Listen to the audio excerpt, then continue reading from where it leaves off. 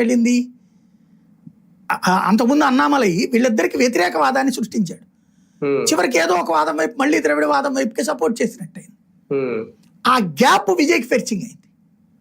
DMK వద్దన్న అన్నామలై వాదన, AIADMK కూడా వద్దన్న అన్నామలై వాదన, చివరికి బీజేపీనే అమలు చేయకపోయేటప్పటికి ఆ గ్యాప్ విజయ్కి సొంతమైంది. నెక్స్ట్ స్టెప్ వచ్చేటప్పటికి విజయ్ పరిపాలన 5 ఏళ్లలో చూస్తారు కదా, ఇప్పటికే అతని పాలనకి సంబంధించి 50-50 మార్కులు వేయాలి. ఫెయిల్యూర్ అన్నాను నేను, 50-50 వేయాలి. ఎందుకంటే నేను అధికారంలోకి రాగానే 2,500 వేస్తానన్నాడు మహిళలకి. దాని గురించి మాట ఎత్తట్లేదు ఇప్పుడు.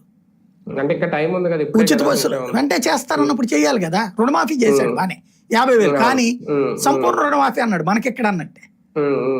అది మైనస్సే కదా.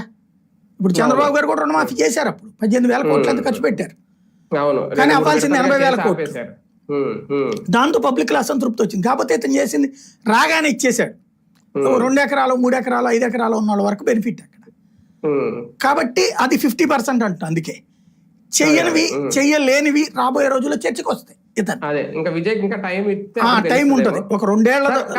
ఒకటి సార్ ఇక్కడ ఫైనల్ గా డిఎంకే ఇప్పుడు ఐఎన్డిఏ కూటమిలోంచి బయటకు వచ్చేసినట్టేనా?